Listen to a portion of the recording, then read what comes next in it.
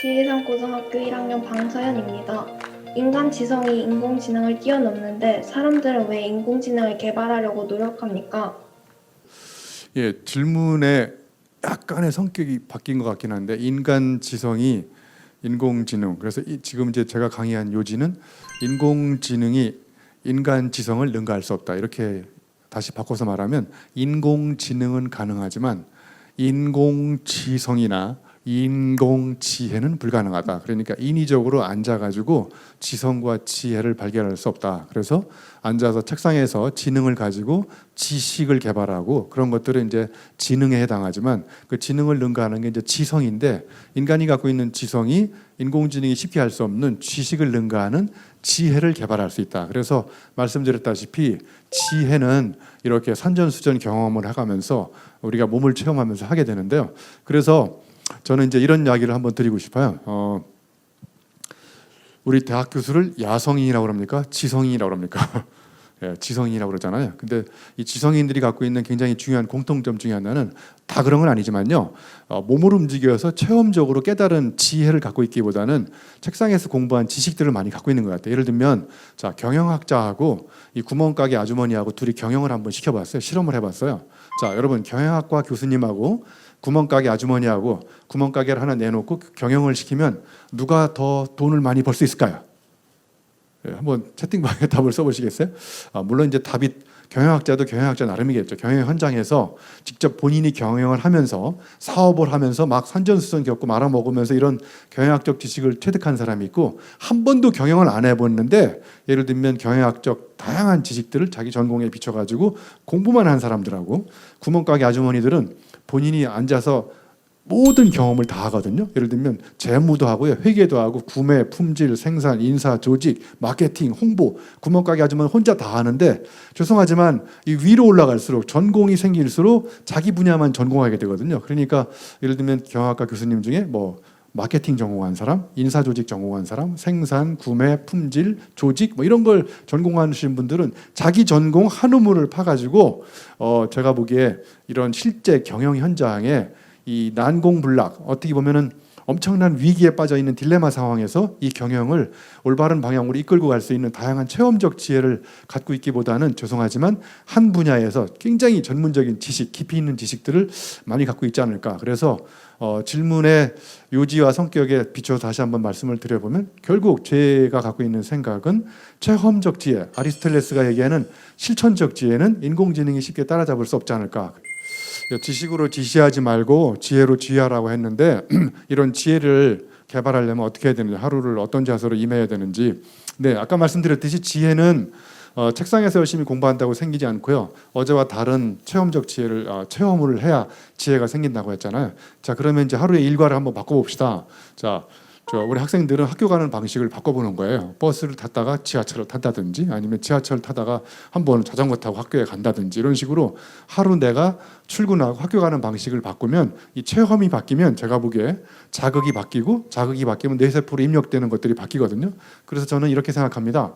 앉아서 생각한 다음에 나가서 행동을 바꾸기보다는 내 행동을 바꾸면 내 생각이 바뀐다. 그래서 더 쉽게 구분하면 딴짓을 해야 딴 생각이 생기는데 우리는 딴 짓은 하지 않고 앉아서 딴 생각을 한 다음에 나가서 행동할 걸 바꾸려고 하거든요. 그래서 제가 아까 마지막 슬라이드 장표에 있었던 걸 안 보여드렸는데 프랑스 시인 중에 폴 발레리라고 있거든요. 이런 말을 했어요.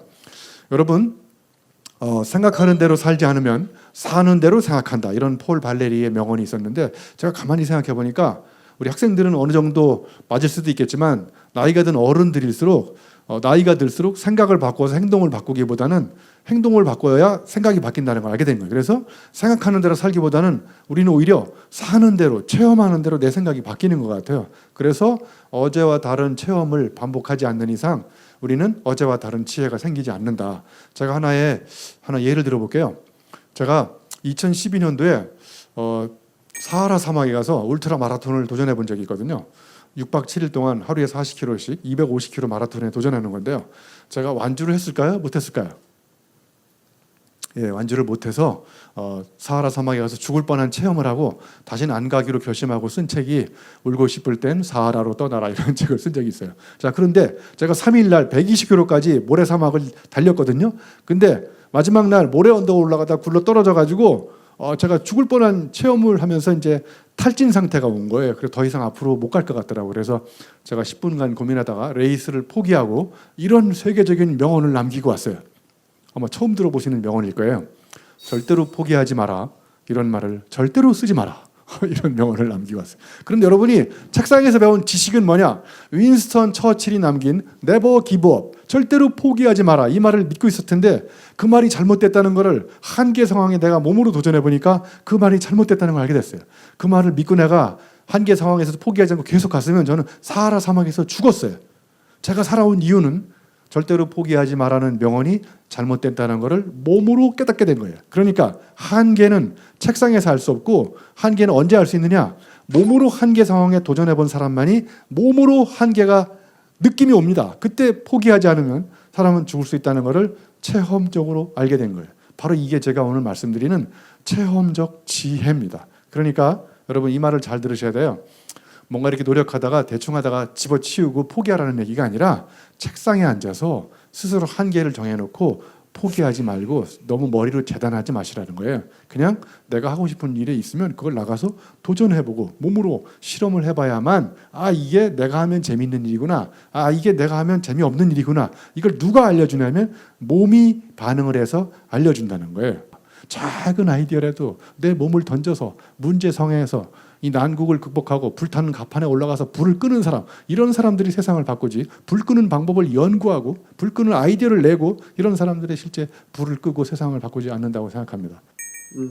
아까 전에 교수님께서 그 강의 초반부에 인공지능도 인간과 같이 감정을 가질 수 있다고 하셨는데, 그렇다면 인공지능도 인간과 같이 사랑을 할 수 있다고 생각하십니까?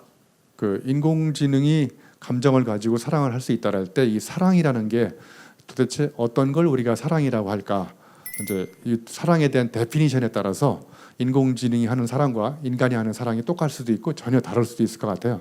그런데 자 이제 감정을 인공지능이 인간의 얼굴 표정을 수만 가지로 이렇게 미적분을 해가지고요. 얼굴에 눈썹 위에가 깜빡거리고 밑에 볼이 올라가고 입술이 이런 아주 무수한 데이터를 넣어가지고 감정 표현을 수십 가지로 인공지능이 알고리즘에 따라서 학습을 한대요. 그래서 저 사람이 웃는 건지 우는 건지 막 이런 걸 생각해 본다고 하더라고요. 그런데 여러분 이런 말 들어보셨나요? 10길 물속은 알 수 있지만 한 길 사람 속은 모른다. 사자성어로 얘기하면 수심가측, 물의 깊이는 측량이 가능하지만 인심난측, 사람의 마음은 측량이 곤란하다.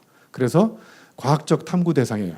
물의 깊이는. 그래서 과학을 발전시켜서 물의 깊이를 측정할 수 있지만 과학을 아무리 발전시킨다고 인간의 속 마음을 과연 측량할 수 있을까? 예. 여기 청중들이 웃고 있는데 제 강의가 너무 재밌어서 웃는 건지 아니면 강의를 빨리 끝내달라고 웃는 건지 아니면 더 하라고 웃는 건지 도대체 알 길이 없잖아요. 이런 것들은 인간의 마음은 헤아림의 대상입니다. 헤아림이 뭔지 아시죠? 이거는 도대체 계량화시킬 수도 없고 기계적으로 알고리즘을 만질 수도 없고요. 오랫동안 인간이 인간을 보면서 눈치를 봐야 되거든요. 저는 인공지능이 쉽게 할 수 없는 게 눈치 보는 능력이라고 생각해요. 눈치는요 거의 8단 9단이 돼야 이 복합적인 상황 판단을 한 다음에 사람 표정과 그때의 상황, 과거의 정보 이런 모든 데이터를 다 축적해가지고 한 바퀴 돌려서 눈치로 딱 판단했을 때 이때 어떻게 해야 되는지를 판단할 수 있거든요. 그래서 이 감정의 상태는 인공지능이 알고리즘적으로 판단할 수 있지만 특정한 상황에서 일어나는 감정의 변화는 인공지능이 쉽게 판단할 수 없다고 생각해요. 그래서 이거를 우리 전문 용어로 맥락적 감수성이라고 해요. 자, 예를 들면 사랑에 빠진 두 남녀가 불타는 사랑을 나누면서 초반기에 주고받는 말 사랑해를 어떻게 얘기하나요? 우리 아까 질문한 학생, 자 여자친구 있다고 생각하시고 여자친구를 너무 사랑해. 자 그러면 그 여자친구한테 사랑해라는 말을 빨리 얘기해 보세요. 사랑해. 그 정도밖에 안 돼. 인공지능 같은 애요. 더 뜨겁게 감정을 담가가지고 빨리 여자친구가 빨리 다 헛딱 빠지게. I love you. I love you. 예. 이것도 다 인공지능을 능가할 수 없어요. 예. 저렇게 사랑해가지고는 인공지능만큼도 못한 사랑을 할 수 있어요. 자, 그래서 뜨거운 감정을 넣어가지고 사랑해라고 표현해야 되는 거예요. 근데 이제 매너리즘에 빠진 두 남녀가 연애 중반기에 주고받는 사랑에는 사랑해 이렇게 얘기할 수 있어요. 그런데 이제 거의 헤어지기 일보 직전에 분노와 적개심에 불타는 두 남녀가 사랑해 이 말하고 똑같은 사랑이지만 초반, 중반, 말기에 주고받는 사랑해라는 맥락적 의미를 간파할 수 있는 거는 인공지능이 또 그것도 데이터 축적해가지고 언어의 어투를 잡아가지고 포착할 수 있을 거지만 아무튼 이렇게 어마어마한 우리 학교는 교내 연애에 불과합니다. 네, 교수님께서는 네, 마지막 질문. 예, 아까 지금 조금 아까 읽어주셨는데 저희 학교는 교내 연애 불가입니다. 교수님께서는 불필요한 세부적인 규칙들이 학생들의 창의력에 부정적인 영향을 끼친다고 생각하시는지 궁금합니다. 네, 맞습니다. 불필요한 규칙을 제가 지리산 고등학교 교장 선생님을 만나가지고 불필요한 규칙들을 좀 없애는 이런 회의를 한번 해야 될 것 같아요. 그래서 저는 우리 아이들을 믿습니다. 예. 우리 고등학교 학생들 저를 믿습니까? 믿어야 알미 생깁니다. 여러분 어마어마한 중요한 진리입니다. 믿어야 알미 생긴다는 거예요. 우리 아이들을 믿어야 된다고 생각해요. 우리 아이들이 갖고 있는 놀라운 능력, 그 다음에 감정 통제 능력부터 시작해가지고 뭐 저희 아이들이 갖고 있는 무궁한 어떤 잠재성, 가능성들이 저 아이들 안에 숨어 있다고 생각하거든요. 그러면 그 아이들이 갖고 있는 가능성의 꿈을 실현하는 방법은 첫 번째 믿어야 된다고 생각합니다. 믿으면 알미 생기고 엄청난 이제 사랑에 빠지기 시작한다고 생각합니다. 그래서 오히려 규칙이나 이런 것들이 우리의 인간의 창의성을 지배할 수 있다. 어느 정도 규칙은 필요하지만 너무 미세하고 구체적인 규칙이 촘촘히 강화되고 지배될수록 그 규칙에 얽매인 인간들은 매너리즘에 빠질 수 있다고 생각하거든요. 네.